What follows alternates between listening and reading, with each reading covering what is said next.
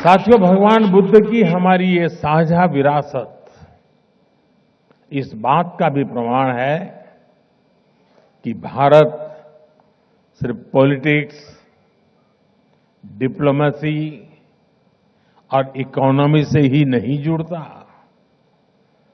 बल्कि हमारा जुड़ाव कहीं गहरा है। हम मन और संवेदनाओं से जुड़े हैं।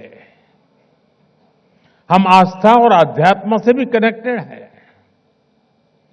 साथियों, भारत केवल भगवान बुद्ध के पावन अवशेषों का संरक्षक नहीं है, बल्कि उनकी परंपरा का जीवंत वाहक भी है।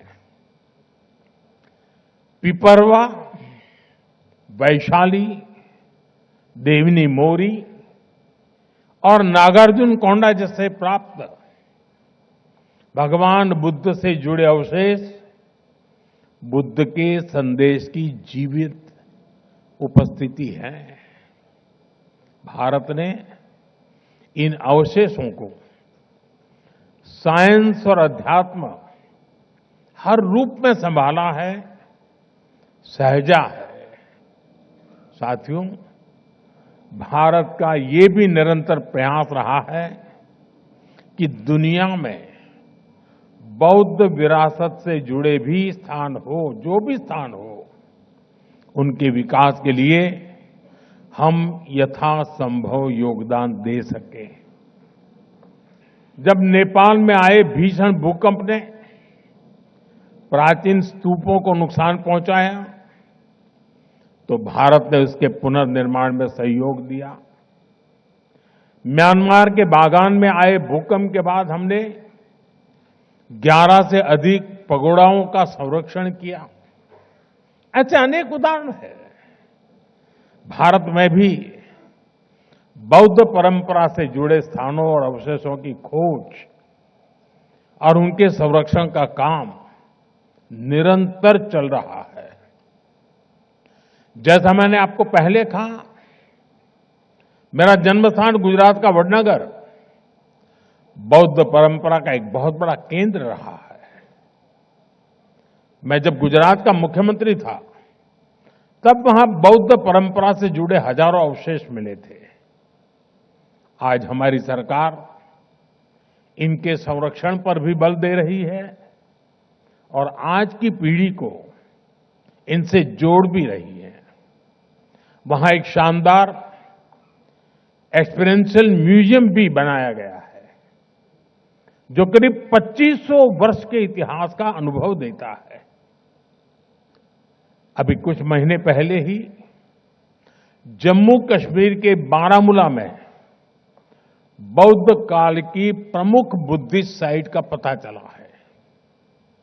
अब इसके संरक्षण का काम तेज किया जा रहा है। साथियों, पिछले 10-11 वर्षों में भारत ने बौद्ध स्थलों को आधुनिकता से जोड़ने का भी प्रयास किया है। बोध गया में कन्वेंशन सेंटर और मेडिटेशन व एक्सपीरियंस सेंटर बनाया गया है। सारनाथ में धमेक स्तूप पर लाइट एंड साउंड शो और बुद्ध थीम पार्क का निर्माण किया गया है। श्रावस्ती, कपिलवस्तु और कुशीनगर में आधुनिक सुविधाओं का निर्माण किया गया है। तेलंगाना के नालगोंडा में एक डिजिटल एक्सपीरियंस सेंटर बनाया गया है। सांची, नागार्जुन सागर, अमरावती, इन सभी जगहों पर तीर्थयात्रियों के लिए नई सुविधाएं विकसित की गई हैं। आज देश में एक बौद्ध सर्किट बनाया जा रहा है, ताकि भारत के सभी बौद्ध तीर्थ स्थलों की आपस में बेहतर कनेक्टिविटी हो और दुनिया भर के तीर्थयात्रियों को आस्था और आध्यात्म का एक बेहतरीन अनुभव मिल सके। साथियों, हमारा प्रयास है कि बौद्ध विरासत सहज रूप से आने वाली पीढ़ियों तक पहुंचे।